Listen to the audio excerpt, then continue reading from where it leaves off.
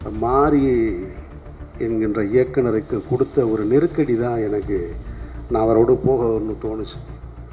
ரொம்ப கேவலமாகவும் குரூரமாகவும் அவர் ஒரு கருத்தை சொல்கிறார்.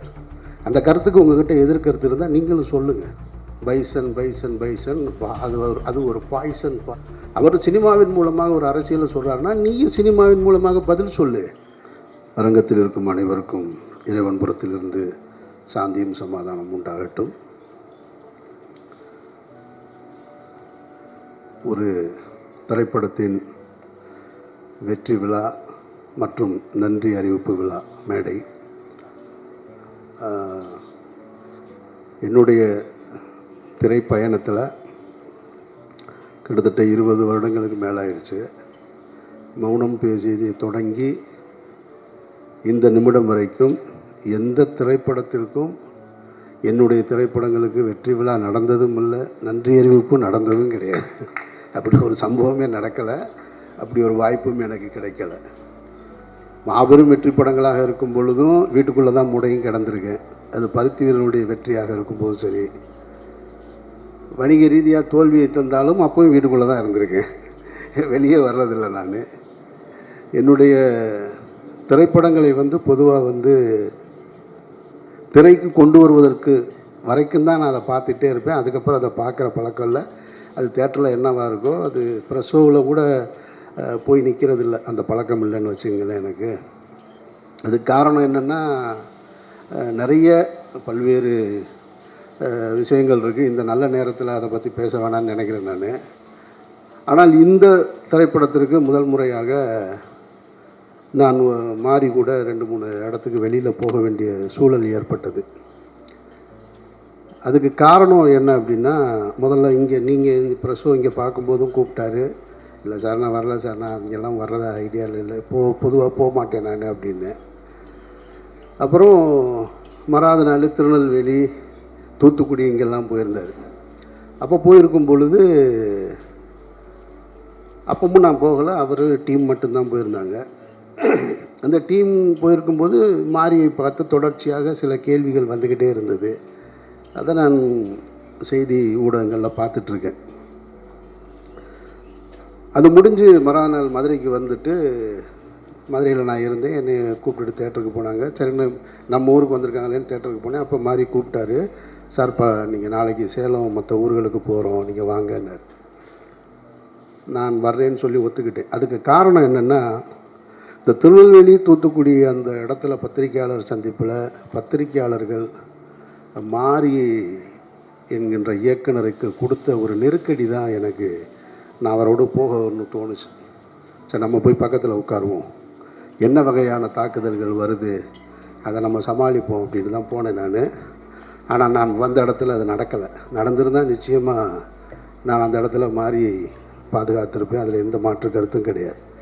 எனக்கு என்னென்னா, அந்த பத்திரிகையாளர்கள் ஒரு கேள்வியை திரும்ப திரும்ப மாறிக்கிட்ட கேட்குறாங்க, நீங்கள் ஏன் இந்த மாதிரி படம் எடுக்கிறீங்க, ஏன் இந்த மாதிரி படம் எடுக்கிறீங்க, நீங்கள் சமூகத்துக்குள்ளே ஒரு பிரச்சனையை உண்டு பண்ணணும்னு நினைக்கிறீங்கன்றாங்க.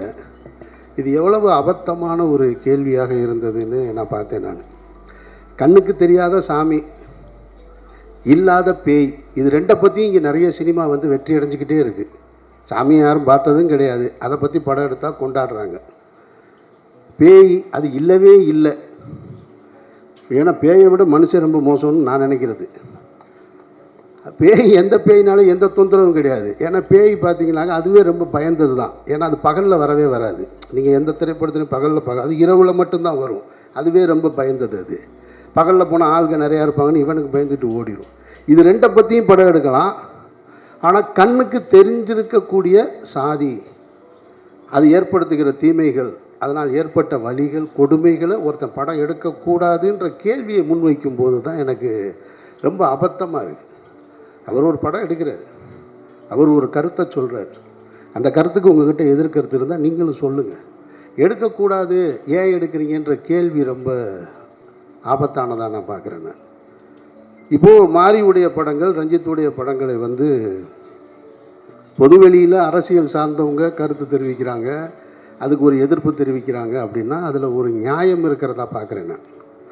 ஒன்று ரொம்ப நாளாக அடிச்சிட்டோம், அப்படியே அடி வாங்கிட்டே இருக்க வேண்டிய என்ன, திடீர்னு என்ன உங்களுக்கு எங்கேருந்துடா வருது இந்த தைரியம் அப்படின்ற கேள்வியாக இருக்கலாம். இல்லை நடந்தது நடந்து போச்சு, அதெல்லாம் ஏன் வெளியில் சொல்கிறேன், நாங்கள்லாம் பெரிய மனுஷனாகவே வாழ்ந்துட்டோம் இங்கே அப்படின்ற எண்ணமாகவும் இருக்கலாம். அது அரசியல் சார்ந்தவர்கள், அந்த அமைப்பு சார்ந்தவர்கள் சொல்கிறாங்கன்னா அதில் ஒரு லாஜிக் இருக்கிறதா பார்க்குறேன். ஆனால் திரைத்துறையிலிருந்து வருகிற எதிர்ப்பு இருக்குது பார்த்தீங்களா, அதை நான் ரொம்ப அபத்தமாக பார்க்குறேன். அதில் ஒரு இயக்குனர் வந்து ஒரு தொலைக்காட்சி ஊடகத்தில் இந்த திரைப்படத்தை பற்றி பேசும்போது ஒரு பாடல் பாடி காமிக்கிறார். நீங்கள்லாம் பார்த்துருப்பீங்க. ரொம்ப கேவலமாகவும் குரூரமாகவும் பைசன் பைசன் பைசன், அது ஒரு பாய்சன், அந்த குரலே நாராசமாக இருக்குது. அதில் இது வேறு. நான் கேட்குறேன், உங்ககிட்ட உண்மையிலே கருத்து இருந்ததுன்னா, அவர் ஒரு கருத்து வச்சுருக்காரு, அந்த மீடியாவை ஆர்ட்டாக அவர் எடுத்துகிட்டு வந்து அதன் மூலமாக ஒரு அரசியல் சொல்கிறார். உங்ககிட்ட கருத்து இருந்ததுன்னா நீயும் அதை ஆர்ட்டில் எடுத்துகிட்டு வர வேண்டியதானே. அப்படி தானே நீ சண்டை போடணும். அதை விட்டுவிட்டு ஒருத்தர் ஏன் எடுக்கிறான்ற கேள்வியை வந்து அவதூறு சொல்லக்கூடாது. அவர் சினிமாவின் மூலமாக ஒரு அரசியலை சொல்கிறாருன்னா நீயும் சினிமாவின் மூலமாக பதில் சொல்லு. அதுக்கு உங்ககிட்ட திராணி இல்லை, அதுக்கு உங்ககிட்ட வழி இல்லை, அந்த ஆர்ட் ஃபார்மை உன்னால் பயன்படுத்த முடியலைன்னா அவதூறு சொல்லாத, கேவலப்படுத்தாத, குறை சொல்லாத. அதை தான் நான் சொல்லணும்னு நினைக்கிறேன் இந்த இடத்துல. அதனால தான் நான் மாறி கூட இந்த விழாவுக்கும் கூட, ஏன்னா இதுக்கப்புறம் பைசனுக்காக இன்னொரு விழா நடக்குமான்னு எனக்கு தெரியலை. ஆமாம், எனக்கு தெரியலை, நான் அங்கே இருக்கணும்னு தெரியல. அதனால் நான் இங்கே வரணும்னு வந்து உங்ககிட்ட சந்தித்து பேசணும்னு நினச்சேன். ஒரு நல்ல திரைப்படம் என்பது வந்து தனக்கான ஆட்களை சேர்த்துக்கிறோம். அது எனக்கும் அமைஞ்சிருக்கு, ரஞ்சித்துக்கும் அமைஞ்சிருக்கு, இன்னும் திரைத்துறையில் மிகப்பெரிய வெற்றிகளை கொடுத்த எல்லா இயக்குநர்களுக்கும். அப்படி பைசன் வந்து அமைச்சிக்கிருச்சு அப்படின்னு தான் நான் சொல்லுவேன். நான் இது வந்து மாறி என்ற அந்த கேப்டன் வந்து அதுக்கான ஆட்களை சரியாக தேர்ந்தெடுத்ததாக தான் நான் பார்க்குறேன். நான் இப்போ துருவ அந்த கேரக்டர்லேருந்து எடுத்துகிட்டு இன்னொரு ஆர்டிஸ்ட்டை மைண்டில் வச்சு பார்க்கவே முடியாது. அப்பாவை வந்து பசுபதியை தாண்டி வேற ஒருத்தரை பார்க்க முடியலை. வாத்தியார் கேரக்டருக்கு மதனை தாண்டி வேற ஒருத்தரை பார்க்க முடியலை.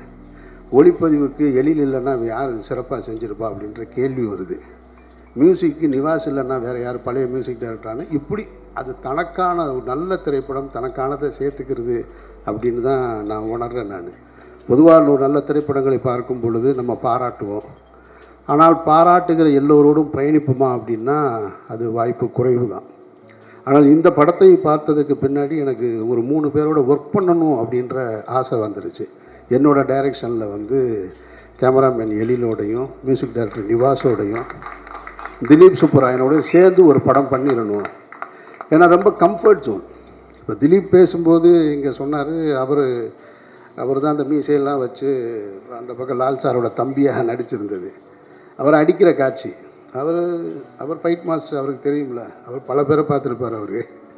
அவர் வந்து நின்றுட்டு ஒரு என்னாரு மாறி சொன்னாப்புல, இங்கே கட்டை இருக்குது, இந்த இருக்குது சார் கட்டை, இதை எடுத்துடுங்க. ஏங்க கட்டையை கரெக்டாக வைங்க, எந்த கட்டைங்கன்னு. இல்லை சார் டம்மி தான் சார்னாரு. இல்லைங்க நீங்கள் சொல்கிறீங்க, டேர்ன் பண்ணி நிற்கிறேன், நான் திரும்பி எடுக்கிறது எந்த கட்டைன்னு எனக்கு வைக்கிற இடத்த காட்டுங்க, வேறு கட்டை நீங்கள் ஒரிஜினல் கட்டையை எடுத்து.